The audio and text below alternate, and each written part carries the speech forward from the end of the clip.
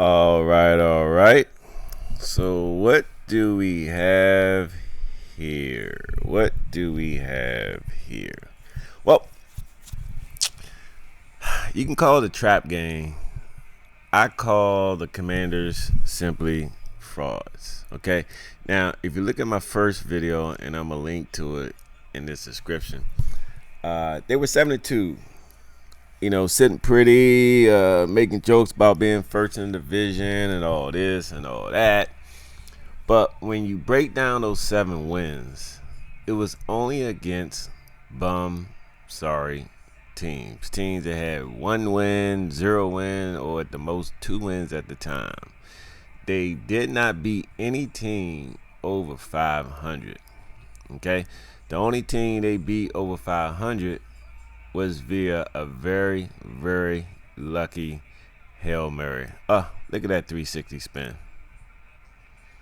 Dallas did a number on them. Good job, Turpin. So, I'm not here to hate, but I am here to let y'all Commanders fans know that y'all really are not that good. Ever since they were 7-2 and they were flying high and mighty, they finally started to come across some good teams in their schedule. They don't have many good teams on their schedule. And I know the silly excuse, hey, we can only play who's on our schedule. I get it. But you had a couple teams. I think the first one was Steelers. Lost. They're above 500. Then y'all had Eagles. Good team. Y'all lost. Okay.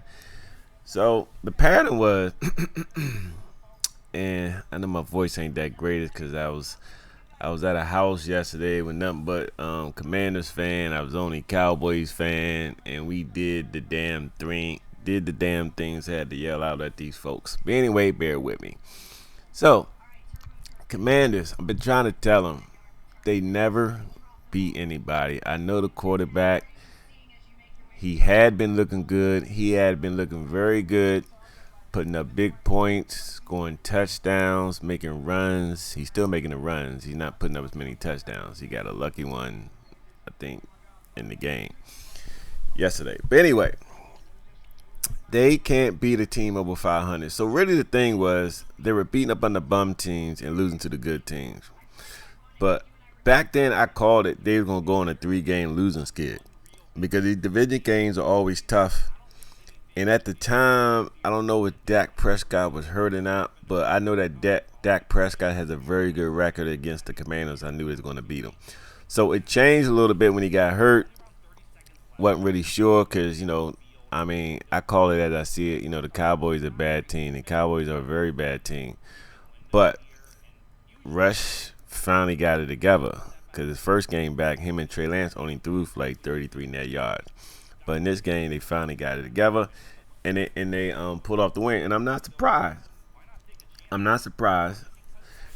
Because the Commanders not a good team. Now, I really thought that going forward, they would continue to beat the sorry teams. That includes Dallas. But I did call a 3-game losing skid before they lost their first one. And then I thought they would continue to lose to the good teams. But I don't think they have many more good teams. I can't even say the word many. At most, they got 2. I know they got Eagles that's going to bop them. Atlanta, I guess you can say they're good. So that's maybe 2 teams left. And then maybe a throw up of one other team. And mainly, you only really got 2 teams, right? So most likely, they're going to sneak into the playoffs because they got a lot of sorry teams on their record. But at this point, we don't really know. Cowboys are arguably, even though they don't have the exact worst, they could have been maybe the worst team in the league. They lose, they get beat bad. Now, I'm not going to make excuses for Dallas, but I do have to bring it up. All these Commanders fans are always crying about injuries. If anybody has been following the Cowboys, you'll know that they probably have the most injuries of any team in the league. And I'm talking towards starters. But you got these people on the Commanders crying and B-Rob was out for one game, a little running back, blah, blah, blah. But, Cowboys had their rushers out, top two rushers out for like 5 games. They finally got Parsons back. The second rusher is still out. That's a $20 million a year player.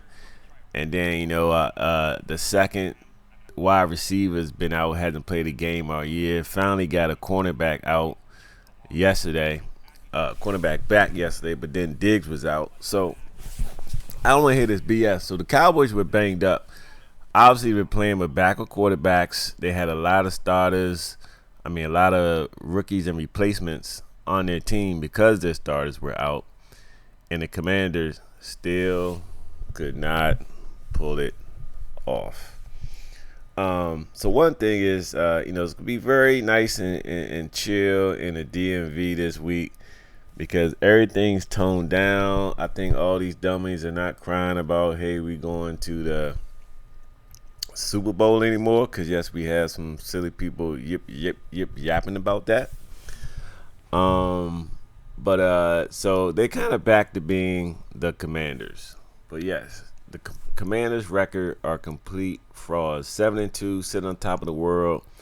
Now they had 3 losses straight to the good teams, and now they can't even put away the bad team. I think they were favored by about pretty much 10 points. And that was expected. But a couple things. Cowboys did show up a little bit.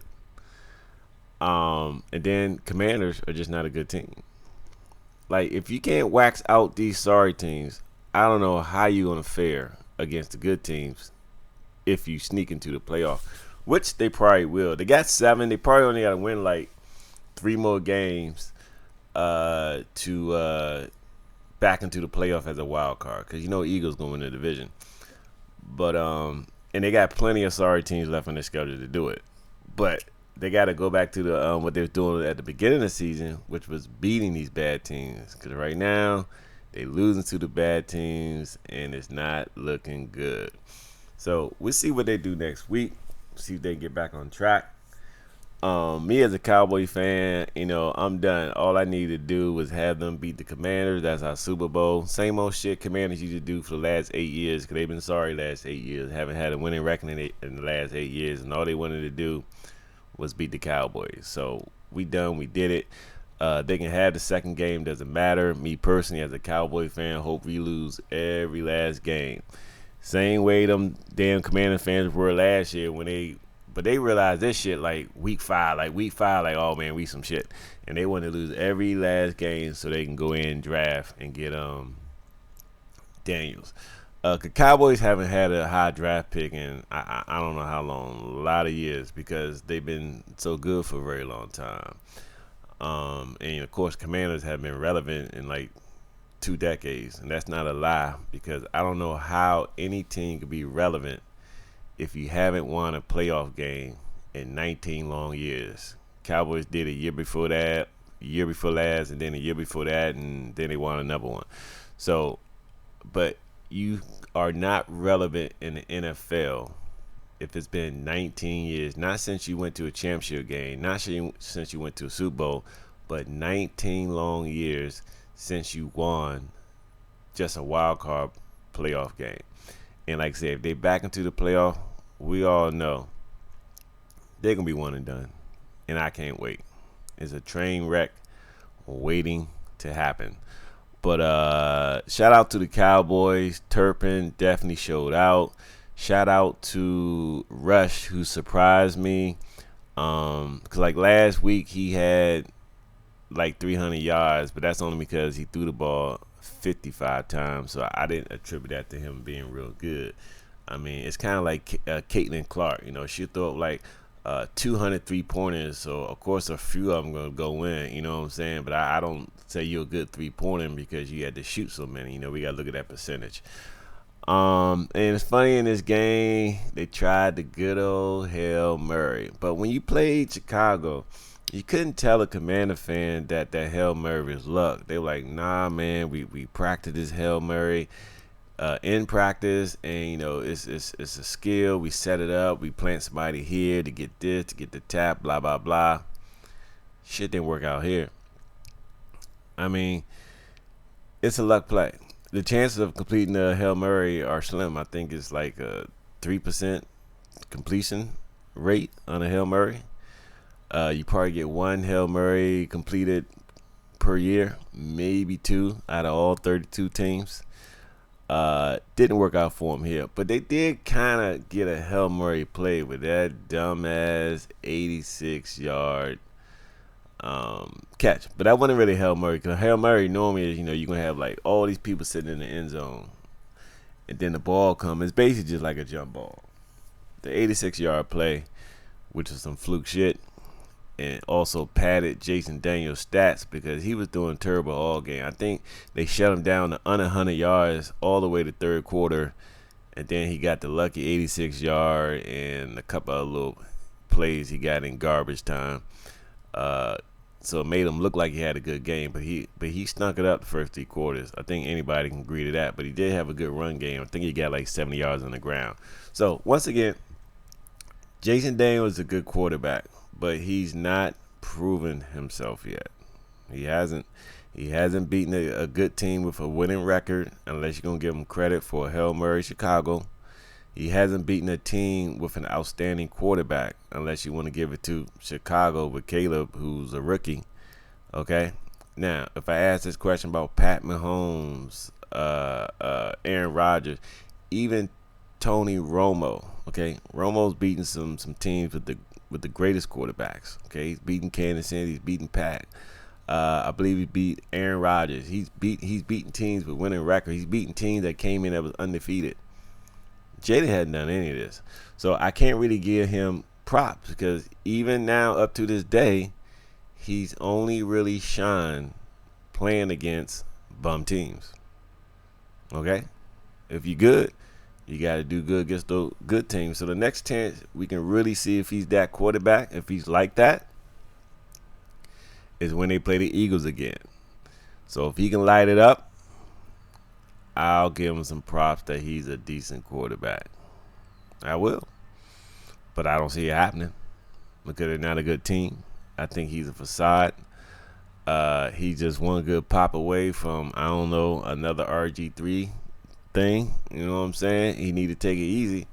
He did a lot of running yesterday, but he didn't get popped, so he all right. But he's not the biggest guy, and you got to realize if you got the quote-unquote franchise quarterback, you want to keep him safe so he could be around for like 8-9 years, just like Kansas City got Pat Mahomes locked down for 10 years. You know what I'm saying? Anyway, congratulations, Cowboys. You got the upset probably of the year. And Commanders, back to the drawing board. Good luck for the rest of the season. I probably won't make too many more videos on them until they get bumped out the playoffs, or if they don't make the playoffs. Because they're not really the team to really be talking about. They're just not that good. They frauds, man. They frauds. Let me know what you think in the comments.